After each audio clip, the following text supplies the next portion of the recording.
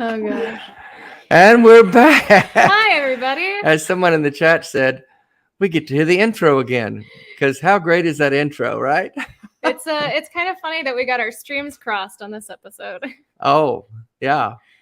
Hey, Norm, here we are again. Good evening.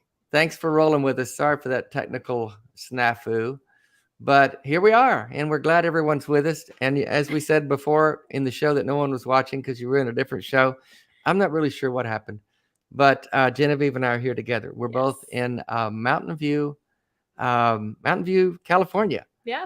And I was out here doing some meetings, and Genevieve was out here doing some work. And so we said, let's do the show together. Yeah. So we're getting kind of spoiled getting to see each other so much. I know. Yeah, I feel very spoiled. We went from not seeing each other since we met on the internet in, this time last year. Crazy. And now I've seen you twice in the last month. Yep, here we are. So anyway, thanks for tuning in, everyone. We got a great show lined up tonight.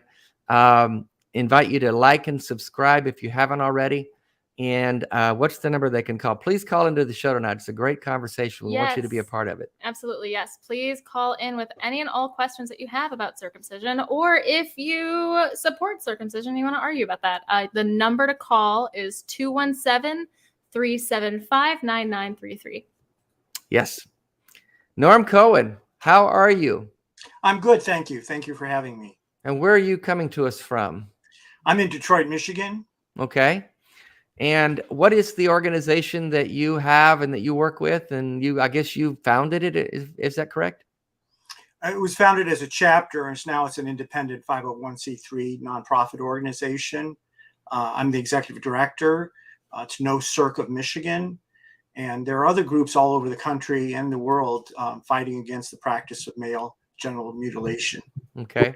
Commonly known as circumcision. Yes.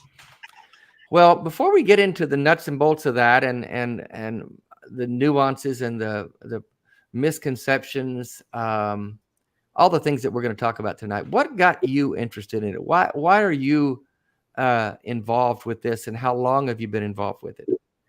Well, it was involuntarily, because at 8 days old, as a baby boy, I was circumcised in the living room of my parents' home in Chicago by a mohel. It's not a medical professional. And obviously I did not give consent. I was raised Jewish. My father was a rabbi. I was taught that circumcision was not only a sign of the covenant, but it was also a health benefit for me. And even though I became an atheist at 17, I still didn't think about circumcision. I still believed all of the medical lies and myths, the health benefits of circumcision, and somehow it was a gift from the Jews to modern civilization. And I was taught that in Sunday school, and I just bought it. But 10 years later, when we were considering having a child, I came across some very small information about circumcision. And I realized that I really had been fooled by it, that there was almost nothing true of what I was taught, that the Jews had not invented circumcision, that there was no medical benefits, and that I had a scar, I think a rather ugly scar on my penis. And somebody took a knife to me and literally censored my sexual experience. What do you mean censored your sexual experience? Explain that. The foreskin evolved there for a reason. It has three major functions. It protects the end of the head of the penis. It has sexual benefits in its gliding motion and in its sensitivity. Its fine touch nerve endings that are very specialized to receiving pleasure. and it's a lubricating member of the organ as well. Mhm. So it's beneficial for the partner as well in a sexual intercourse or penetrative sex. Yeah. Genevieve, you're going to be watching the chat, and if there are any comments or questions you want to bring to Norm, you can just bring those to our attention, as well as noting the super chats. There's Greg Markowski all out of the gate. Thank you, Greg. Thanks, GD, the best GD show on YouTube. That's Aw. right. GD show stands for Genevieve and Dave, not that goddamn show, by the way, in case you were wondering, Norm. But you can call it that if you want. Yeah, I was gonna say, depends on my mood. Yeah. But I gotta kind of look back at this from my perspective. I was also circumcised without my consent. I never thought twice about it, Norm. I never, I came from typical American family. Wasn't raised particularly religious in any way, but I became a Christian at the age of 18 and lived most of my life in the evangelical subculture. And it never occurred to me to protest circumcision. I just thought of it as the norm. It's what we all do. In fact, I have 2 daughters and a son. And when my son was born, we circumcised. Hey, I got cookies. Love you. Thanks for the super chat. Just a tip for just the tip. Oh, all the circumcision jokes. But I circumcised him. I didn't think twice about it. And why is it so accepted, or has it been so accepted in this country? Why do you think that is, Norm? Well, it takes place at a moment in time, when you have a child, and then people forget about it and don't think about it, that they often don't have to encounter it again. And, boys grow up and they think, well, this is the norm. This is the penis that I was born with, and there's nothing wrong with it. And it does provide lots of pleasure and happiness to men and to their partners. So they're not challenged often to think about it. I was an atheist and I was open to questioning and skepticism, and yet still it took me quite a while to come across good information about circumcision. So it's something we just accept because we're soaked in our culture. We are in this context at this particular time where circumcision still isn't widely rejected. The way it might be, say, in France, for example, where it's unheard of to cut the genitals of children unless they're Muslim or Jews. But so in different cultures, they would see it completely different than we see it here in the United States. Mm-hmm. Yeah. And we do just accept it as a practice. And it's also, you've gotten a lot of pushback in your organization over the years, correct? Yeah, and I'm used to that, and I've learned how to debate and how to try to win over people. Everybody has their own story and their own narrative that they've told themselves about circumcision. Often it's innocently ignorant, like you were, in making choices.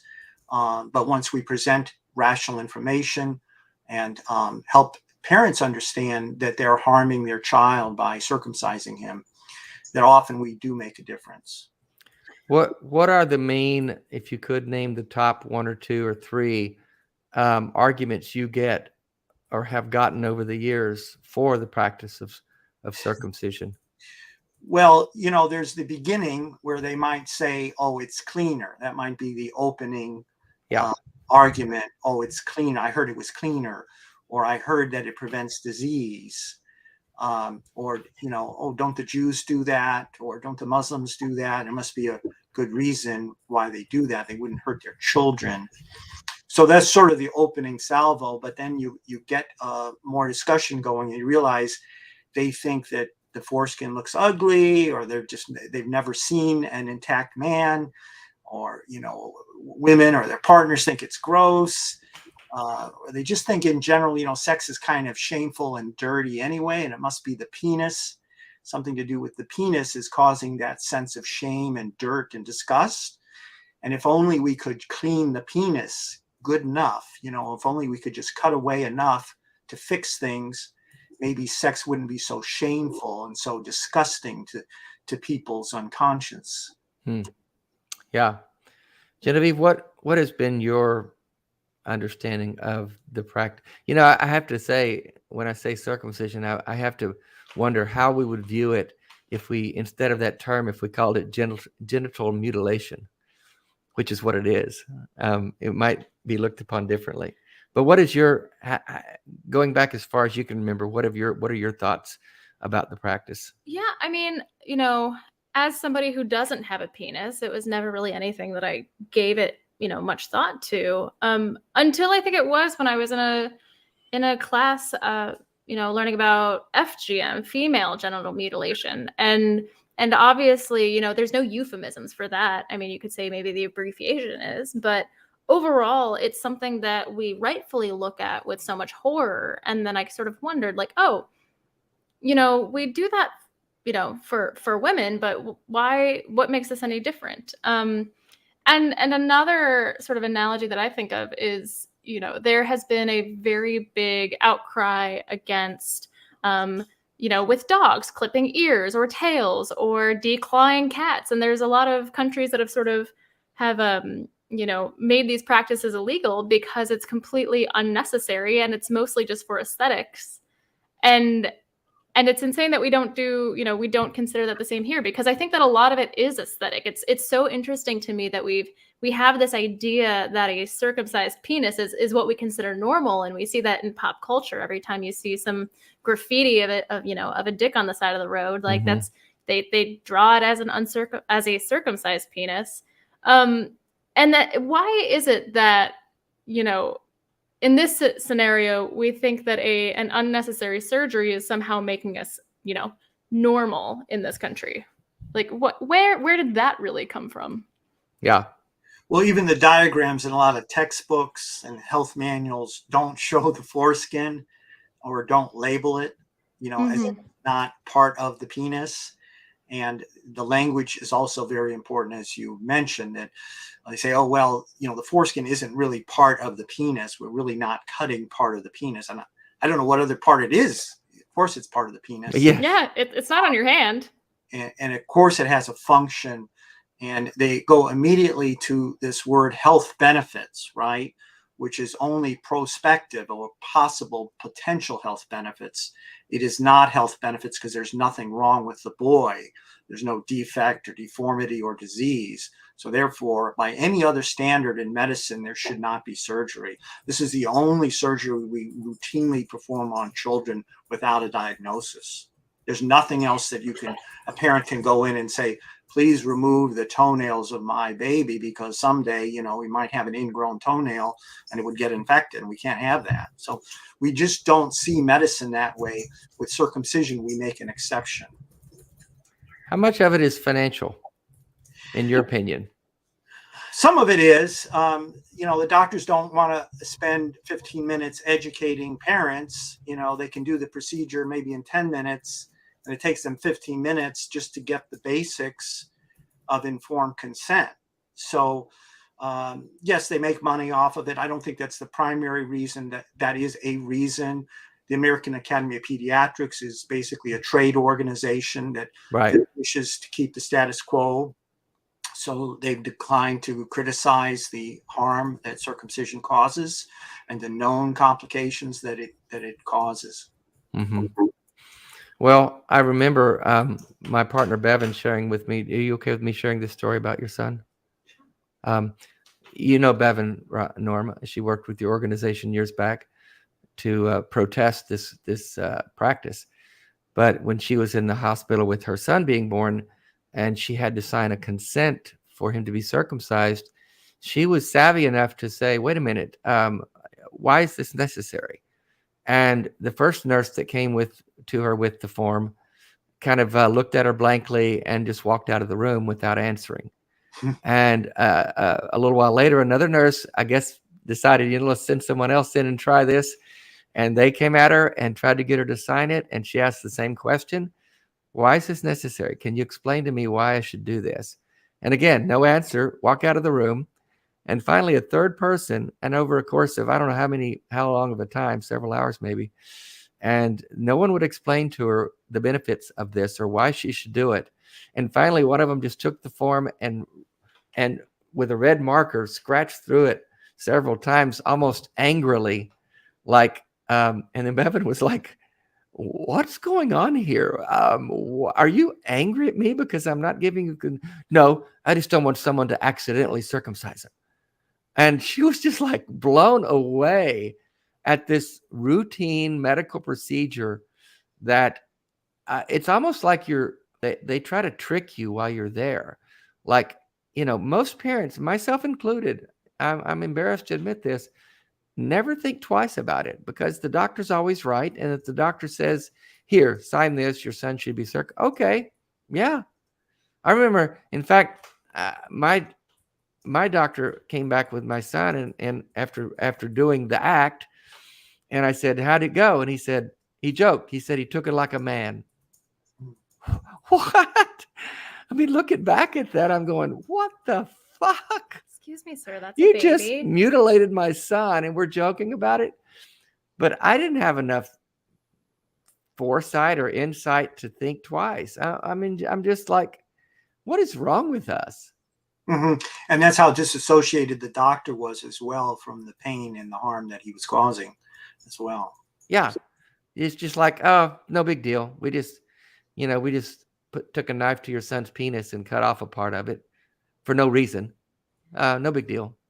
Mm-hmm. Yeah, and the story that you shared on behalf of Bevan about her son is not unique. I mean, I'm just even looking in the comments, I see a few parents in there saying that when their child was born, they were constantly pressured throughout the day that their child was born, really? of just, multiple people asking if they were going to do this. And so why is it that across the board, it seems, nurses and doctors delivering babies seem to really emphasize the importance of this without really clarifying why? Well, there's a lot of anxiety at people like us that say no, because if they think that we think that they're doing something harmful, they want to try real hard to convince us that they're not doing something harmful. So right. That first person, those first few who step up and say no, they're very threatened by that. And that's happening as well in the Jewish community as well, with condemnation and estrangement because they've chosen not to circumcise their boys. Yeah. Is there a peer pressure element to this, Ron? Norm, I'm sorry.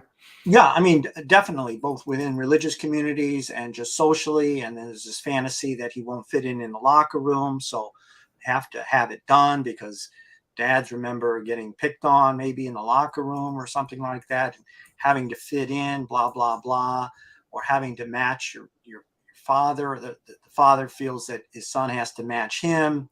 Right.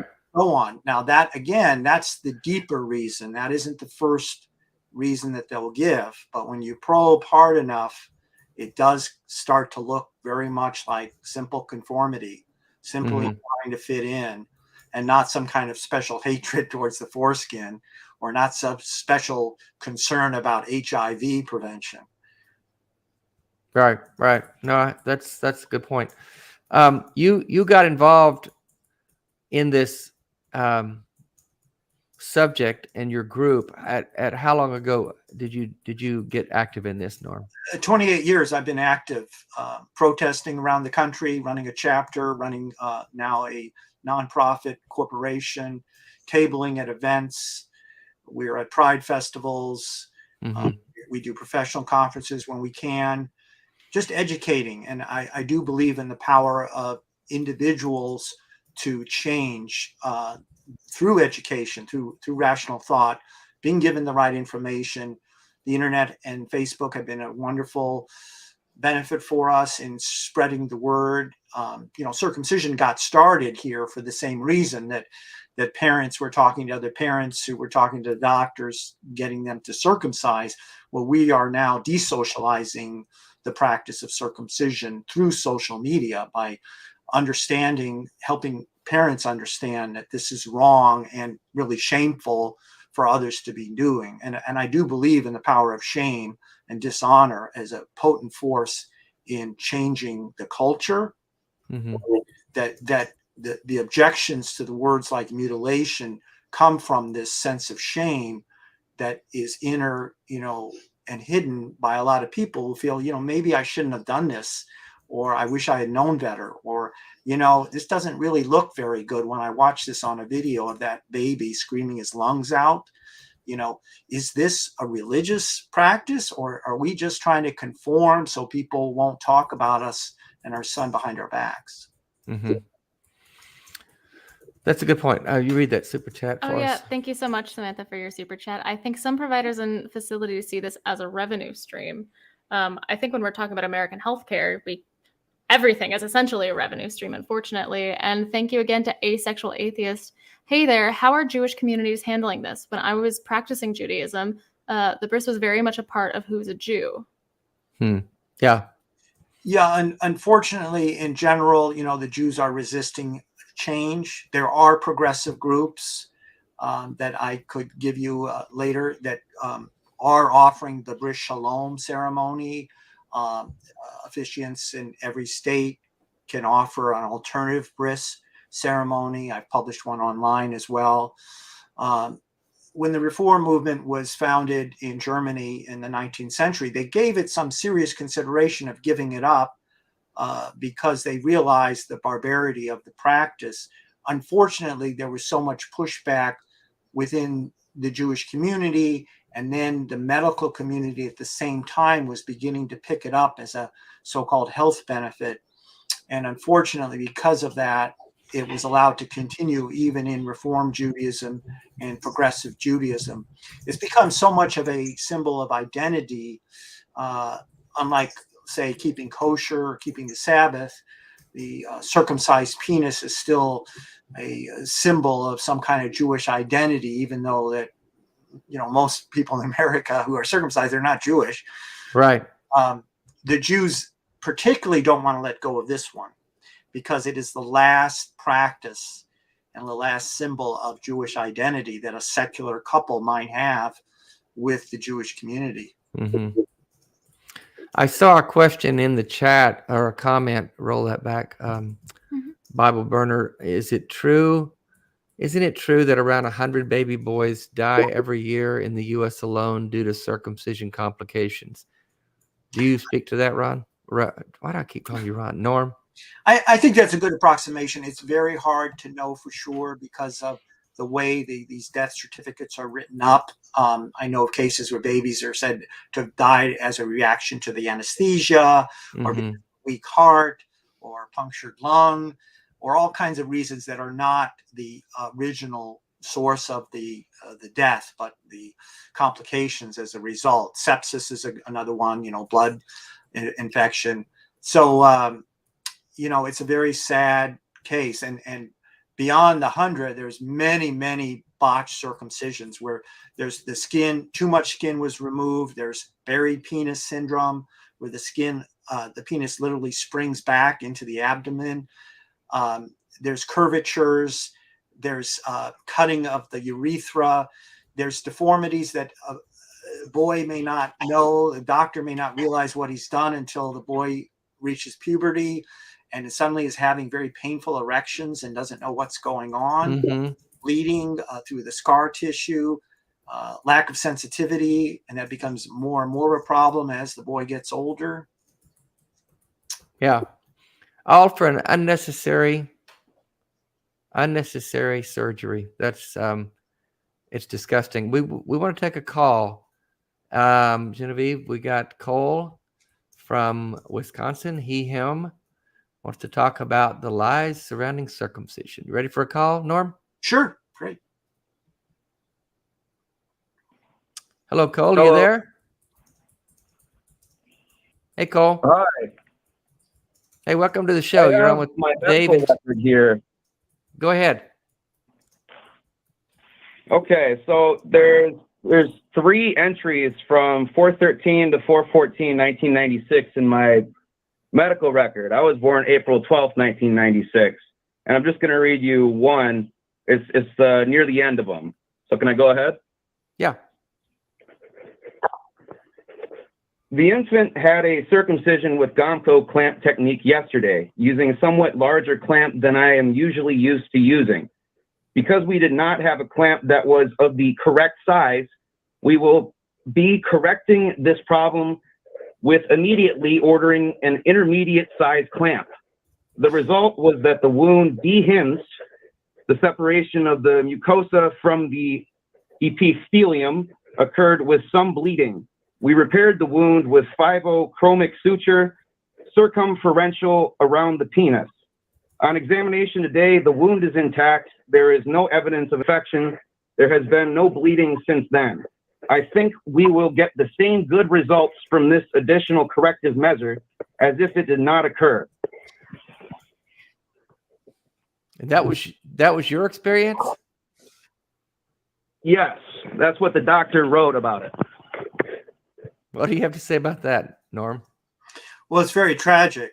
It is tragic, and I'd like to know from the caller if he could share, what effect that he feels he has now on his sexual experience. What effect it had. Well, I have virtually zero sensitivity. I do not have very much pleasure from penetrative sex with women. And I haven't tried with men, but I imagine the same sort of problems. So when they say, quote, as if it did not occur, unquote, that really bothers me because I have a jagged, uneven scar on my penis with skin bridges, not hypospadias, but skin bridges. I have 3 different skin bridges and that are all the way through, and a 4th one that just is like a pocket. So I'm not happy about this, and I'm not happy that when I get my medical record, it's just a big lie.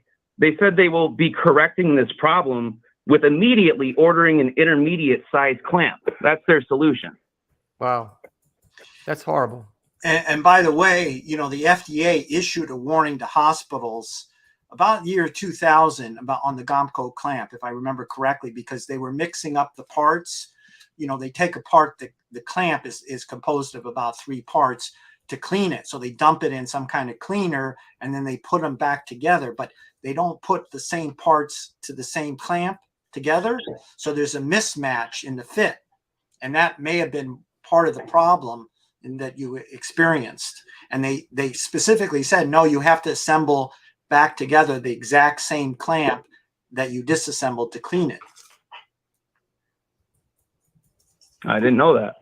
Yeah, because of the tolerances and literally the wear and tear on the clamps from circumcision, that there is wear and tear. So the parts begin to change in their dimensions.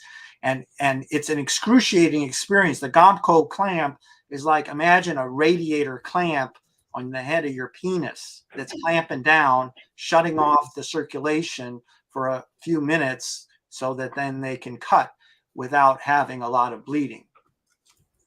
That's horrible. Right. What you experienced. I know about the Gomco clamp. Yeah, the cut. I missed that. What? The Gomco clamp sounds like that's the clamp that they use that they said they didn't have the right size for. Tragically. Oh yeah. They say in here that they use the Gomco clamp. I know about that. I know about the Mogan clamp. I know about the Shang ring, the Placibel, the in situ method, and all the disgusting nonsense around this. I just wanted to point out how full of crap these people just are, just sustainably, constantly. It's gross. Well, They're Cole, I'm sorry. gaslighting me in my medical record. Yeah, I'm sorry that you had that experience, man. That's not right. And that's why you do what you do, right, Norm? Absolutely. I mean, I'm still pissed. Just talking about it, I get angry and I hear stories like that. It's like, holy moly, it's just hard to take. But we have to speak out, and share those type of experiences because the doctors are not listening, right? The parent. Right. If a parents need to hear that kind of story and say, this could be your boy, right?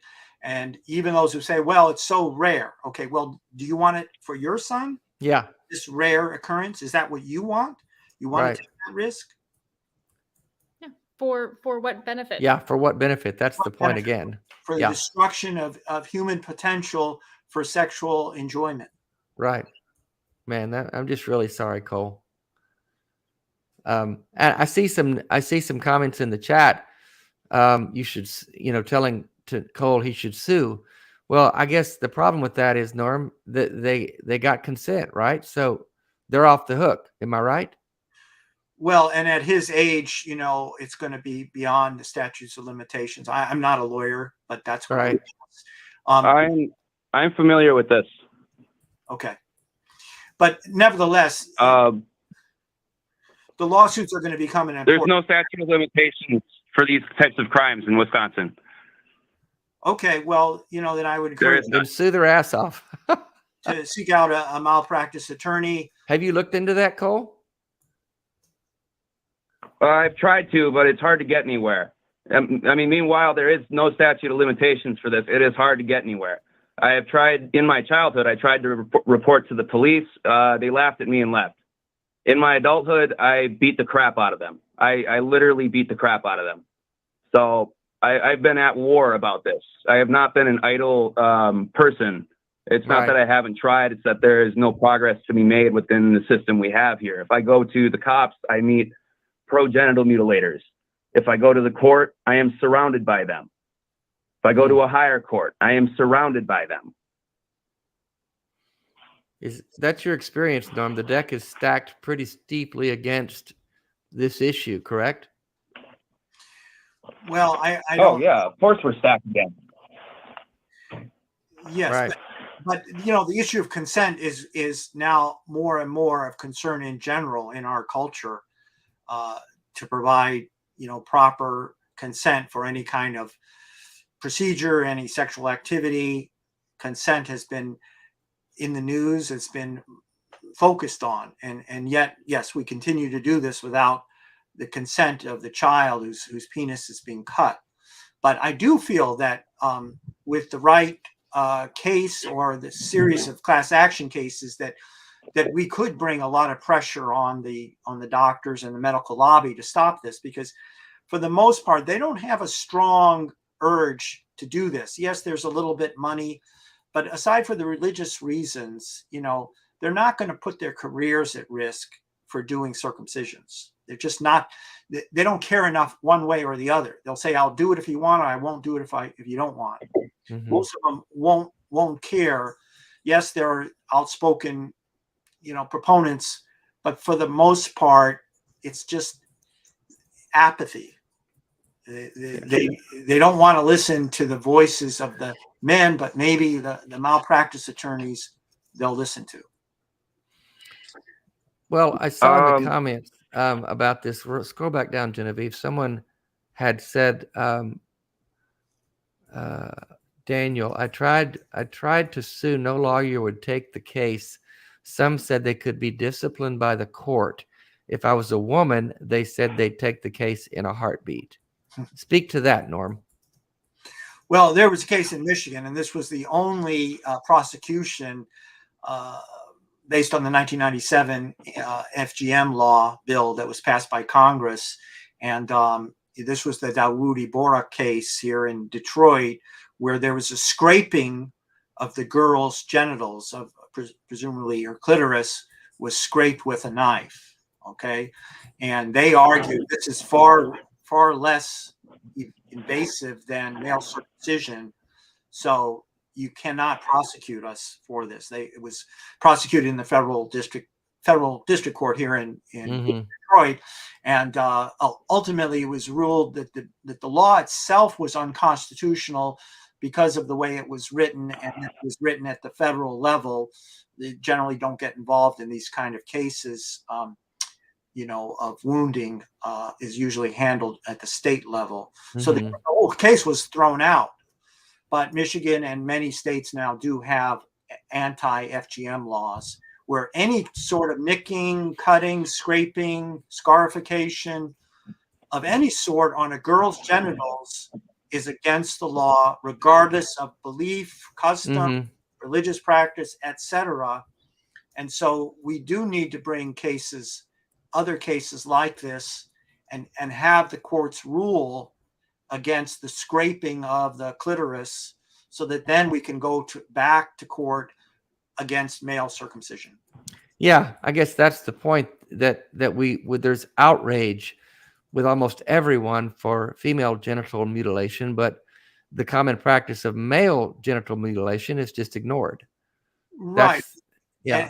And the defense is, sadly, is that there's no comparison between female genital mutilation and male circumcision, and that's claimed out of ignorance. And I've heard atheists say this as well, and they simply don't understand the variation in the practice from African cultures of the wide variety of practices there of cutting the genitals. And the Dawoodi Bohra, which is a Muslim sect, they do scraping. They call it smelling the knife, where they scrape. And there's still a very active organization here in the United States trying to prevent that, trying to get an understanding within their own community to stop doing that. Mm-hmm. Well, Cole, I'm really sorry that you've experienced this. I can tell it's caused you a lot of pain, physically, mentally, emotionally. Man, I wish there was something we could do. I just really wish you the best, man. Well, thank you. Yeah. Are you no, just mute it. Any other thoughts before we let you go? Oh shit. You there? Yeah, there, I'm Cole? still here, Okay. but Okay. I can let you go if you want. Well, I just want to say thanks for calling in, and I don't know, keep speaking up, keep fighting. I appreciate what Norm's doing. I think you're trying to do your part to speak up too, because you've had personal experience with it. Man, I just hope hope the best for you. I hope the best for you too. I'll keep watching your stream. You guys have a good night. Thanks, Cole. Thanks.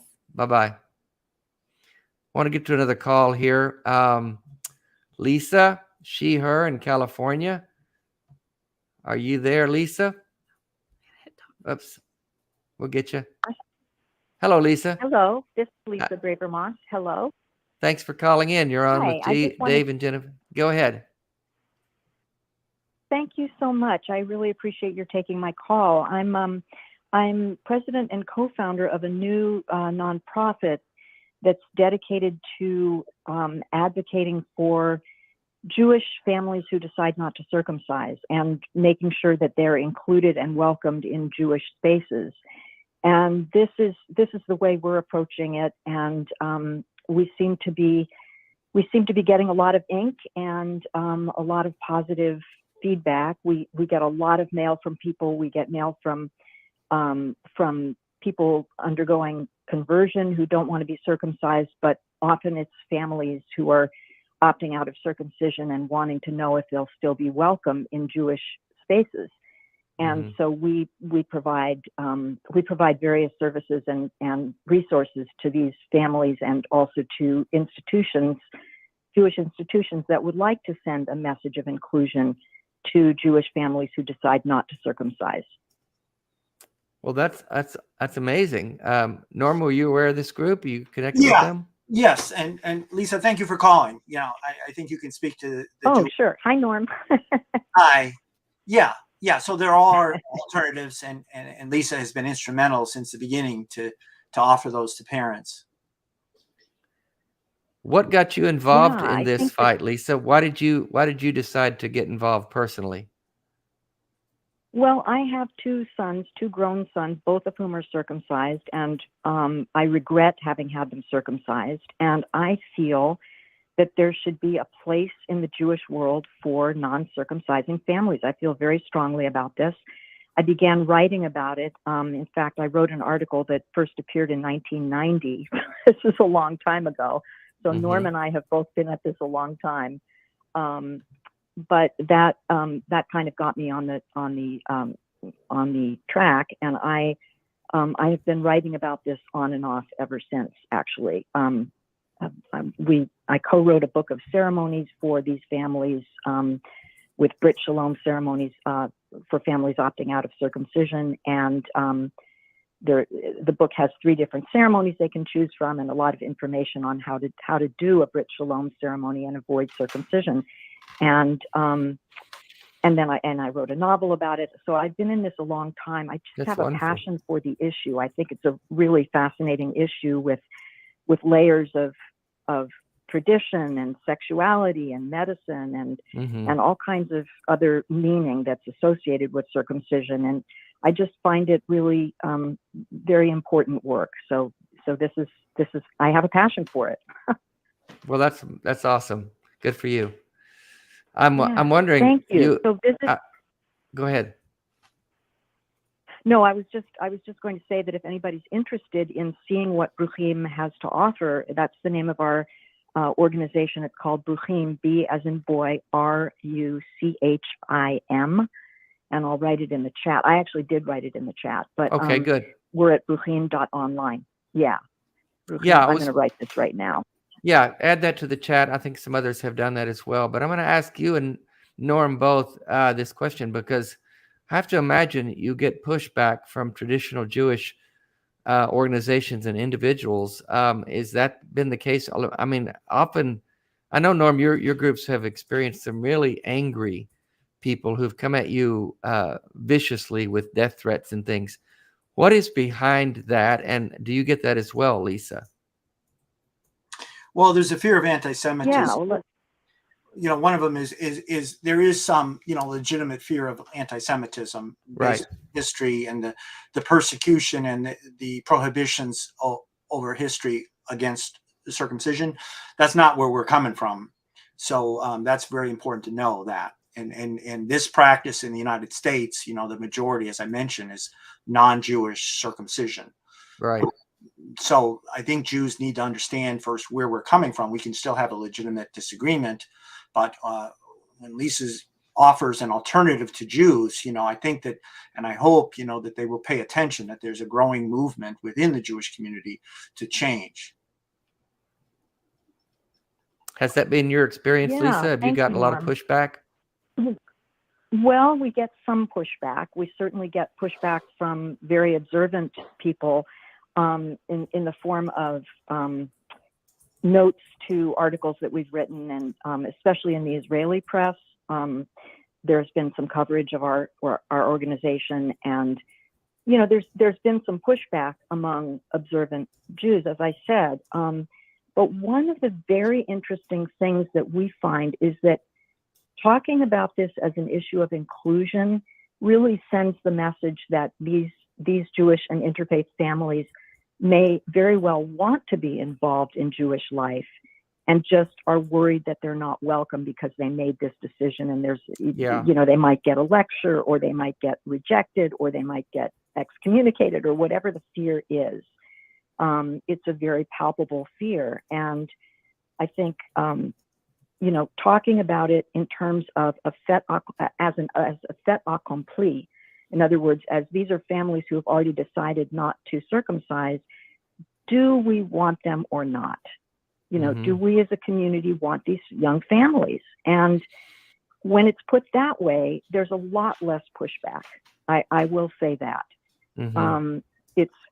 So it has been a very fascinating and interesting journey. We only launched in October, so of 21. So we're really brand new, and and we don't even have funding yet. We're not, we're a nonprofit, and we're on a shoestring. But we've gotten some wonderful coverage, and I think the conversation is quite different in the Jewish community.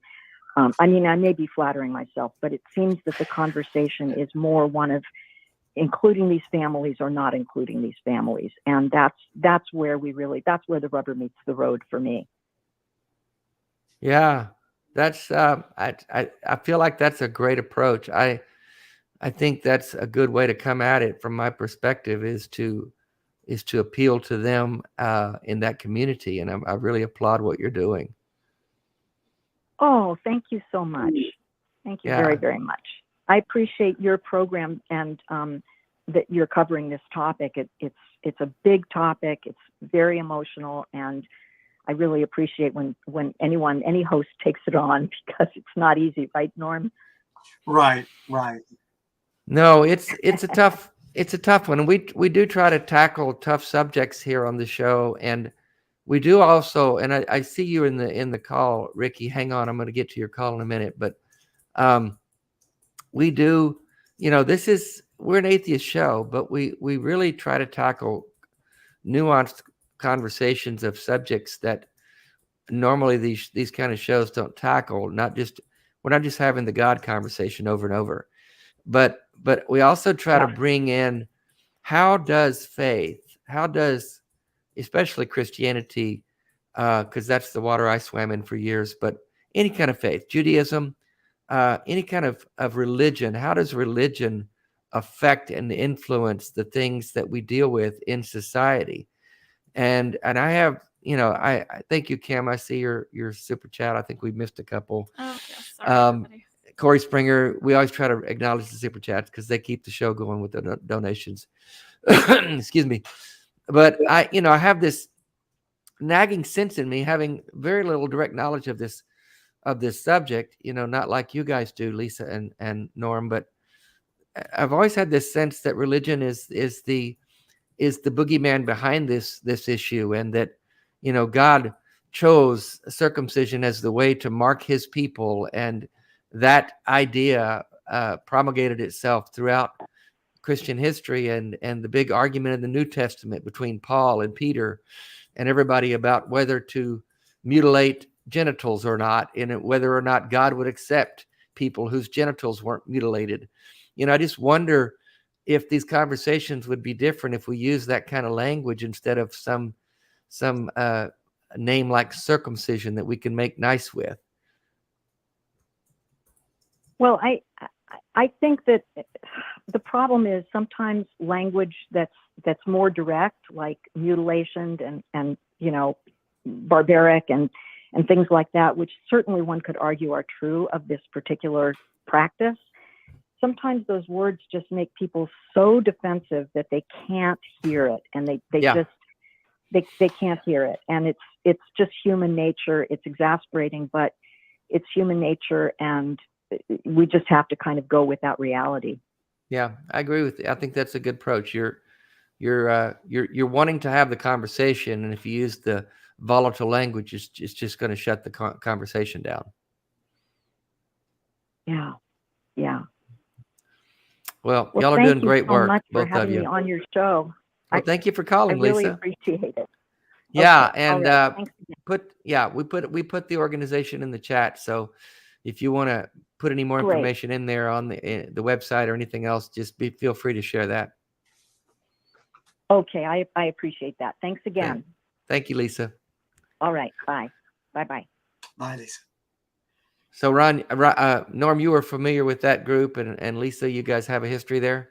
Yeah, it was very, very small to begin with, but they have grown, and they have given an alternative to very progressive Jews who are really outliers, unfortunately, and have received a lot of hate and a lot of pushback because circumcision is considered so fundamental to Judaism. But I do believe that, and sincerely, I do believe that people can be Jewish and not circumcise their sons. And, it's sort of an odd practice to say that this is a symbol of a covenant when you're forcing it upon a baby.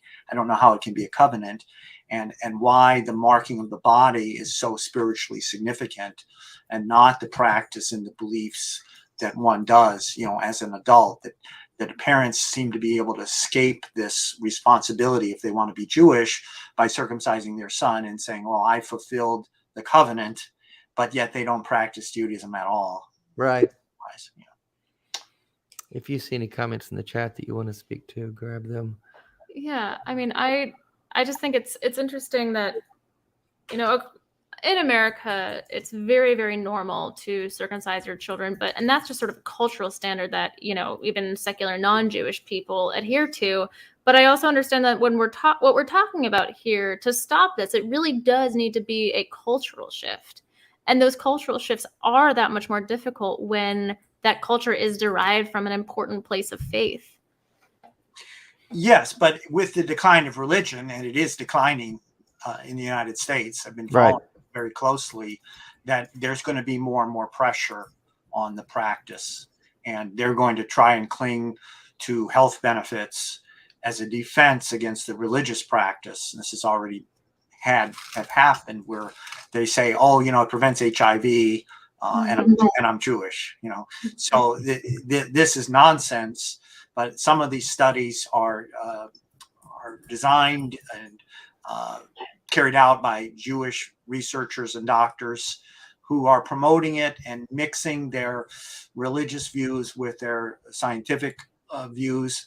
The committee from the American Academy of Pediatrics, they had at least 2 Jews on the committee deciding whether there was health benefits to circumcision or not. And I see that as a gross conflict of interest. And we have to point that out, that there is a religious motivation that masquerades itself with health or culture or things that are not disclosed.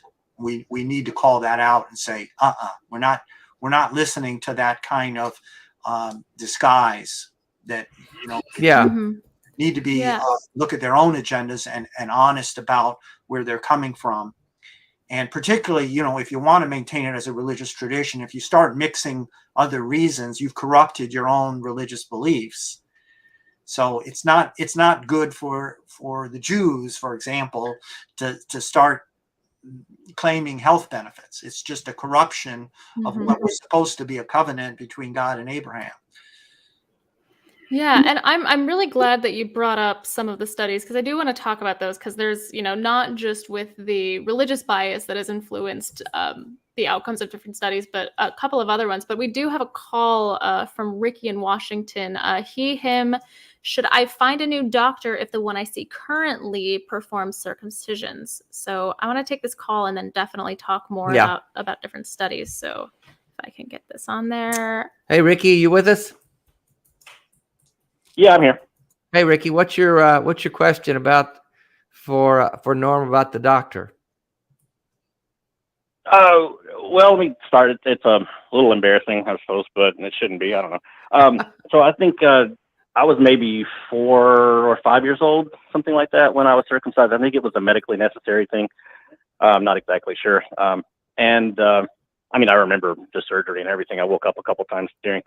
So I had a lot of scarring and things. So I was asking my physician, a relatively physician new to me, about some of that stuff. And then she kind of just offhand mentioned, I also, I perform circumcisions. And so that bugged me. And eventually later I sent her a letter asking, not a letter, but through the medical portal asking, are these religious? Are they elective? Are they medically necessary? That kind of stuff. And it was like all of the above. And so then I was kind of wrestling with, well, do I really want to keep seeing this physician or not? It is, in my mind, still genital mutilation. Well, even though it's not exactly the same as female genital mutilation, it's still, to me, maybe, I could be looking at that wrong. And I came in late to the show, so I didn't hear all this stuff before. And so I'm just kind of curious, is that a silly reason to switch doctors? Is that a legitimate reason to change? I'm just curious what you guys' opinions are about that. Right off the bat, I think that's not a silly reason to change doctors, but and Norm, you can speak to this a bit more. I feel like it might be challenging in this country to find a doctor who doesn't perform circumcisions, especially depending on where you are. I know you're in Washington, but are you in Seattle where there's a lot of doctors available, or are you in a very small town where, the doctors that you have are the ones that you got? I think it's really admirable and important to find a doctor that aligns with your beliefs.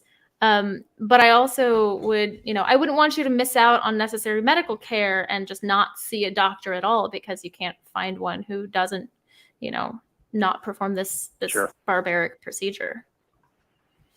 What do you think, Norm? Well, most doctors don't perform circumcisions. Are you seeing this doctor for a medical issue with your penis? Not specifically. It was just part of the exam, and I was like, oh, hey, what about this scarring? Is any of that an issue? Blah blah blah. And so that was how it kind of came up. Yeah, if it's an issue with your circumcision, no, I wouldn't see a doctor who's so motivated to do circumcisions. I wouldn't see someone like that. But this is then a moral issue whether you're going to spend your money supporting a doctor who's also doing these type of surgeries on others. But it could be an opportunity for you to educate her, just even by showing your scarring and say, this is what an adult looks like after having a bad circumcision. So that's what made be an opportunity for you to give her some pamphlets or some information about that. There are men who are restoring their foreskin as well. I should mention that, through a skin expansion technique that's very ancient, not complicated or painful, and you can grow a new foreskin. Thank you, Darren, for your super chat. Yeah, I understand what you're saying about feeling bad about circumcising your sons without knowledge. Norm, did you say that most doctors do not perform circumcisions, or did I mishear you? Well, it just doesn't come up. I mean, the OBGYNs, who are basically women's doctors, the first day, within the first day of birth, they perform circumcisions in the hospital. And it's often the residents who are practicing Gotcha. doing circumcisions. Then the urologist might be seeing if there's complications and have to fix things, or having to do a child circumcision or an adult circumcision, then they would be seen. And they do report a significant amount of their business is fixing problems that happen as a result of the circumcisions. Wow. Yeah, do you happen to know how much they charge for a circumcision in the hospital now? It varies widely across the country, and it's different, of course, between a neonatal circumcision and, an adult circumcision. With just the routine circumcision that's done as part of the maternity care, I would guess about $400 to $700 in the hospital. Most states, 36 states, still pay for it under the Medicaid programs in those states. And I think all of the private insurers pay as well. So there is a motivation for the nurses to get the mom to say yes to the circumcision. Mm-hmm. It is a guaranteed reimbursement, regardless of the fact that it's not medically necessary, and it is a cosmetic procedure. Yeah, there's still money involved, right? Well, did that answer your question, Ricky? Yeah, that's good. I was just kind of curious, wanted some feedback. Like I said, it's kind of an embarrassing sort of topic. Maybe it shouldn't be, but it is. So no, it shouldn't be, because you didn't out do there anything. in case other people have a similar wrong. question. Yeah, Ricky, you didn't do anything wrong. This was done to you, not something you chose. So you shouldn't be embarrassed about it. I mean, it's unfortunate that you've had these complications and this issue. It shouldn't be an issue. It's what Norm's trying to do, is get this to stop happening. Stop doing this to our children. But thank you for calling, Ricky. Okay. Thank you very much. All righty. We the phones are lighting up with you today, Norm. I don't know what you've done to get this. This has been a hotbed topic. I think we want to take the call from Ron next. He has a question for Norm. Did you get him? Hello, this is Ron. Hey, Ron, you're on. How can we help you today? Thanks for calling in. Hi, great show. I wanted to ask Norm. Hi, Norm. This is Ron Law. We've met. I see a lot of people who, like us, think that circumcision ought to end, and they have various approaches when they go about their efforts to educate the public about our desire for this. Some people are very shrill, and they'll stand with a sign on a street corner and yell at people as they drive by. And other people might spend a lot of time on the internet just interacting with people who are kind of indifferent and had never thought about it. You know what I mean? And I think, and then there's another crowd that wants to punish people on the internet, like in Facebook, and they want to go to the profile page of somebody who has spoken in favor of circumcision and see if they can figure out how to get them in Facebook jail and harm the evildoers. And I just wonder what your thought is about focusing on harming the bad guys versus trying to recruit the indifferent to become our allies. I think what we need is a lot of allies. Would you agree with me? Absolutely. Yeah. And it is very tempting for someone that hasn't healed their own inner wounds, their emotional wounds, to lash out and to seek revenge and whatnot. But they have to live with themselves. And I did a lot of work early on, around the issue in my psychotherapy, and to try to come to terms with it and accept myself as I am, as a man that had been circumcised, but that doesn't define who I am, right? So I know that just doesn't excuse or explain everything that ever went bad in my life, or every unhappiness that I've had, or any frustrations that I may have as an adult. So there's so much more to being alive and to being a man than whether your penis is circumcised. I understand that. And I also understand from an anthropological point of view as well, that circumcision has a function. It served an evolutionary need at a time, when there was a lot more barbaric practices and daily animal sacrifices and infanticide, killing the newborns and sacrificing the newborns. So we have a long history of violence in our human civilization, and circumcision might be considered very trivial by the ancients, that we would be sitting here complaining about it. But in the modern day, I can understand why a man is very angry about it. And no, that's not the best way to convince people. But I come on a show like this and I get worked up as well. I can still use some of that anger in a positive way and try and channel it and say, we're not going to just sit back and forget what was done, and we're going to educate, and we're going to prevent this as much as we can with the resources that we have, which are very small. We're going to do it at the grassroots. That's the only place I can really reach people, is by reaching moms and dads at a table, at some public event, and say, have you thought about circumcision? Oh, no, I haven't. I've never heard about this issue.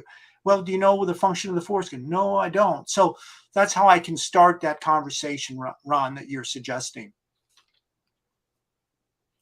Yeah, I think when we encounter such a person and they say, gosh, I never thought about it, maybe it is harmful, it's good. I think we need to focus more on, recruiting them into our fold, saying, okay, well, give me an email address and we'll let you know if there's anything happening in your neighborhood, where you can, add your voice to the chorus of people trying to shout this down. I think people are eager to help. When there's a way to help, they want to help. I don't know if we're doing enough to really swell our ranks versus just, shout our disapproval of the process, Yeah. Yeah, that's a good approach, Ron. I think you're absolutely correct, because I think most rational people, when they're educated on this subject, want to say, yeah, let me lend my voice to this. This is barbaric. It needs to end. It's unnecessary. It's causing harm. What can I do to help? And you're right. Instead of because anytime we throw rocks at someone, they're going to just get defensive, and it's not going to help the conversation. Well, thanks for having that conversation. Have a good night. Yeah, thanks for calling, Ron. Yeah, that's what you're trying to do, right, Norm? Yeah, this is difficult, and there's different ways and strategies that might be appropriate at different times. And foot binding, for example, in China was a practice over 1,000 years old, and it was practiced both among the elites and among the middle class in China for about 1,000 years. When the British came and started shaming the Chinese over this mutilation that they were doing to their girls in binding their feet, within about 50 years, the practice was wiped out. The communists helped that as well with totalitarianism, but even before that, it was already on its way out, and there were organizations that were educating, like we do, against the practice. But there was a great deal of shame that went on as well, that they realized the rest of the world had intact feet, right? Mm-hmm. Their feet of their girls and their women were not, right? So there is something to be said even for shame as a motive factor for changing the culture. Right. So depending on who you're talking to, it's going to depend. I think most parents are just innocently ignorant. They just don't know. And that's a soft sell then. That's a soft approach, just to offer the information. Yeah. But there's other people that want to dig in their heels and start with the health excuses. And those are the people that are deserving of some shame of what they're doing, because they claim to be medical professionals that first do no harm. Well, that leads to the question Bevan handed us. Read that out to Jen. I want Norm to speak to that, right? The whole thing, yeah. Or either one or both. Yeah.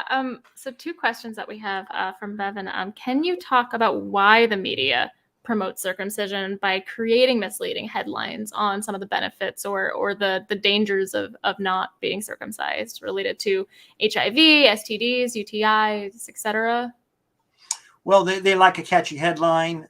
First of all, for example, when the HIV studies were released out of Africa in the early 2000s, and then they said, oh, it reduces the risk of HIV by 60%, right? 60% sounds like a lot, right? But actually that was a relative risk reduction, not an absolute risk reduction, which was only 1.8%. If you believe their evidence, they had a lot of men who dropped out of the studies, and had they not dropped out of the studies, they might have gotten reverse result of that.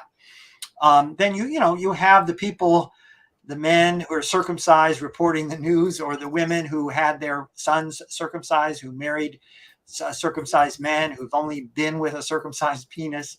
So naturally, they're going to seek confirmation, as we all do, for their belief system, and not report the counter evidence that says, no, this is harmful. We shouldn't do this. Or like some of your callers reporting harm, that doesn't make it to the news. It's very, very rare for a report to come through that a child died as a result of a circumcision, that a child lost his penis as a result of circumcision, but this happens. Is there bias in the news media? Is it a heavy Jewish population? Let's just throw it out there. I mean, is that a factor, you think? I'm not going to say that. I think I'll say it. it's easier just to blame the whole culture. If you want to talk about individuals, sure, we can, check their background or their religious views, but in general, no. I mean, it's the American culture, the overall culture, right? The religious communities have relied on the secular medical community, and the secular medical community has relied on the religious community to keep the status quo, to keep this game going. We're so slow in making progress on this issue. There's no money to be made over not circumcising.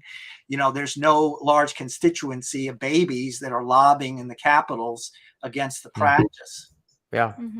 And in fact, Dave, I might even push back a little bit just to say that I think personally in the media, I don't think that has really much to do with the religious origins of circumcision or the religious groups that practice circumcision broadly, but more so that we do have a lot of men in the media and in news. And to talk about this is often for them to admit that there is something wrong with, to them, the most important body part. That's something that they were wronged, or that their genitals aren't what they could have been. And when, as a collective society, there is so much focus on a man's manhood being defined by said manhood, right? I think it's no wonder that we don't talk about this. But it's not just the media; it's also actual medical organizations. So why does the American Academy of Pediatrics, for example, dance around this topic? They know that it's not necessary. They know that it's totally not medically necessary based on statistics, but they still say that there's potential benefits. I see potential benefits a lot when I read about this. Yeah, these are all hypothetical benefits. They don't accrue to an individual. Across the population, they would claim that there is some reduction, but you see, it's taken completely out of context, because this routine surgery is a very strange practice in the history of medicine and in the modern day. We just don't routinely remove body parts that don't have a problem. We just don't do that. And it started in the 19th century by doctors in the United States. Most of them were Christian doctors, against the practice of masturbation, that they saw the little boys tugging on their foreskin, and they thought that, that's a dangerous practice that's going to lead to promiscuity and excess sexual enjoyment, right? We cannot have that. And they understood then the function of the foreskin. You have this warm tube of flesh that's rolling up and down your penis. Okay, that feels damn good. It doesn't require a lubricant. If you're going to masturbate as a 14-year-old, you can rub that foreskin up and down your cock, and it feels damn good, right? You take that away, and there's so much friction, it very soon becomes painful. And if you rub your penis over and over, that way. That's a good point that shouldn't be overlooked, is the efforts by religion to tamp down sexual expression in young people. They've been doing that for centuries. Absolutely right. This is a censoring of the sexual experience of men and their partners, because women suffer too from the rough sex and the friction that results from not having a foreskin. If you accept evolution, we know that there is a function to every part of our body, right? Mm-hmm. This is not vestigial. This has been on mammals for millions, probably 65 million years of having a foreskin in one form or another on mammals. And to cut that off, thinking that you're doing something better, is just an absurdity. There's nothing else that we do like this on the human body. Right. Modify without a reason. We just don't do this. And so that's the context that every study needs to be judged. But it's like, what are you saying that you're reducing HIV? For whom? Right? For men that don't wear condoms? Right. And women who are getting exposed and have no benefits from preventing HIV in men, because the women are still vulnerable.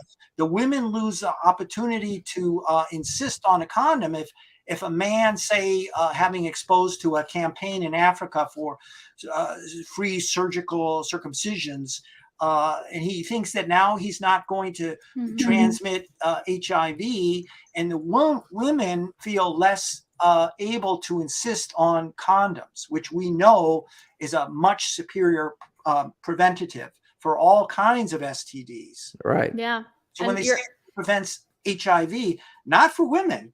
In this country, we have the highest rate of HIV in the Western world, and we have the highest rate of circumcision. It's an absolute absurdity on the face of it. None of these studies were done in the United States. They couldn't have been. It was unethical to allow men to get a circumcision and not use protection, right? But they can go over to Africa with American funding and have 3 large studies that were done on men who were truck drivers, who were having a lot of promiscuous sex and not taking precautions. And they measured a tiny, tiny benefit. And then they come back here and tell parents to circumcise their sons. Mm-hmm. What kind of science is that? Yeah, that's not right. Let's grab Mary on the phone real quick. We're going to run out of time on this, but we're going to try to get these calls that are coming in. Hello, Mary. Hi there. Hey, Mary. Mary Taylor. Mary Hi. Taylor, Norm. Hi, Mary. Hi. I've been an enthusiastic supporter of No Circum Michigan for a very long time. And thanks for your work, Norm. Thank you, Mary. Thank you. I appreciate it. Did you have a question or comment? Michigan has been very effective. Yeah, Pardon? I can tell Norm knows this stuff. Thank you for calling in. Gosh. So, Mary, you know why atheists should be speaking out about this issue, right? That we as atheists and free thinkers really need to be very clear that circumcision is a religiously inspired practice, and it is opposed to science. It's rooted in superstition, and there's no atheists that should be practicing this. Can I say I amen? completely agree, of course. Yeah. Yeah. And I'd like to address something about, I found out that when I'm speaking to other Americans, about the harm of circumcision, they're very surprised to hear that most countries of the world do not practice circumcision. And this seems to help change their mind, or at least give them pause. So could you address this issue a little bit? Yeah, because it's ironic as people say, well, everybody circumcises, but we're in the majority who oppose circumcision, who've never practiced it, 70% of the world, okay? So you go to most of Europe, most of South America, China, Japan, they don't do it. They just don't do it. And to say that, well, everybody does it, that's an absurd, very provincial attitude. In California, for example, the rate is down to 20%, right? It's not paid for by Medicaid. It has been for years. It's going to die out, except among the religious communities in California. Okay. On the other hand, here in Michigan, we have the highest rate of circumcision in the Western world, which I'm very ashamed to say, at about 85%, right? You have to go to Saudi Arabia to get a higher rate of circumcision. Wow. See, Medicaid pays for it. There's just a lot of education that needs to happen to get people to change their minds. But we're doing the best we can. Well, you are, and you're pushing a sled uphill with no snow. Well, thank you, Mary. Thank you, Mary, for calling. Thank you so much. Thank you. I'm glad you drove that point home, Norm, about it being a religiously driven practice. Yeah, I think that can't be emphasized enough. Can you? right, exactly. And that's what I want to share, with your viewers is that if you're an atheist, look into the issue, educate yourself. And I think you will find the religious stream that runs very deep with this, and that this will be a major front between the conflict in between science and religion, that this issue is not going away. You're going to hear more and more about this. And either we're going to unintentionally support superstition and religious practice like circumcision, or we as atheists are going to speak out and say, this is a barbaric practice based in a silly, nonsensical belief that should be ended, and will end one way or the other. We are going to end the practice of circumcision. Yes. Mm-hmm. What else? We're about to run short. We're coming up against our deadline here. What would you want to share with our viewers that we haven't discussed? Anything you want to reemphasize? Well, they can visit our website, www.nocircofmi.org. That's no circ of mi, Michigan.org. I can put you in touch with your local contacts. There are protests that go on around the country against the practice. We always need volunteers. We always need financial support. We can reach more people only with the support of others, people that are viewing this and wondering what they can do about it. It's one of those issues that is just not given the attention that it deserves. Mm-hmm. We're working to change that. In the United States, a mohel, a non-medical professional, can come to a child's home, come to the parent's home, and cut a child, perform surgery on a child on the kitchen table, right? In front of all the invited guests. They can take and censor part of the experience of that little boy for the rest of his life, right? Who's never chose this. If there's a complication, it's not tracked. The mohel is not licensed by the state. That's hideous. That's hideous. And they're getting away with this in New York City, in the Orthodox community. They do something called oral genital suction.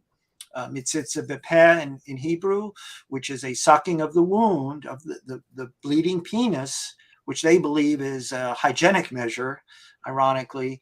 And it has given a dozen or more babies herpes, which is a very serious illness in children and who have died. So we just have to speak against the medical authorities who think that this is an acceptable practice in the 21st century. It's not. Are there no circ chapters in every state? And if not, how do people form them? Well, get onto Facebook, I think, would be the best way. Okay. And do a search on circumcision, and you'll come up with some local resources. I wish I could offer you more. I've got my hands full here just at the state level. But there are other organizations certainly that operate on the national level. There are protests. There's a wonderful film, American Circumcision, that's available online for purchase that covers a lot of the issues we've discussed tonight. Mm-hmm. So there's lots of resources. Nobody can really say there's not enough information out there. There's a lot of information out there that does expose the flaws of the myths behind this. Keep your skepticism, keep your open-mindedness, and understand that people have a religious agenda, even though they're not saying that they have a religious agenda. They have a cultural agenda. Their attitudes about sex, even some of the sex researchers are just astoundingly ignorant about the function of the foreskin. And to cut something off without really even understanding the function of it is just an absurdity. To be able to say, yeah, there's no reason why this is here in the first place. Really? On the human body, right? There's not, everything has a purpose, right? Including the foreskin. Yeah. Mm-hmm. Wow. Man, I thank you so much for bringing this to us tonight, Norm. It's been really an enlightening conversation. We had a ton of phone calls about it. Folks, if you appreciate what we do with this show and the kind of stuff we bring here, please consider supporting us on Patreon. Those links are in the show notes. Reach out to Norm, get in touch with, arm yourself with knowledge. Mm-hmm. Knowledge is the key. And thank you for what you're doing, Norm. I really appreciate it. It's good work, man. You're doing good stuff. Yeah, this has been a really fantastic conversation. And I know that, with my friends that are currently pregnant, they might not have thought about this before. So I know after this show, I'm definitely going to reach out. They're going to think about it after you talk to them, aren't they? Of course. I would encourage everybody to check out No Circ Michigan's website, get all of the information that you need. And then next time you're invited to a baby shower, just have a polite conversation, because a lot of it, I think, does come from ignorance. It's so ingrained in us. We don't even think to question it. So Norm, thank you so much. This has been really, really great. Thank you, Dave. Thank you, Genevieve. Thank you very much for allowing me to speak on this issue. Oh, our pleasure. It was great. Thank you so much, Norm. And thank you, everyone, for watching and for your support. I apologize if we didn't get to the super chats. They were flying by. The chat room was just a blizzard of activity. And please forgive us if we didn't call your name out, but we appreciate your support so much. Thanks for watching, and that's our show this week.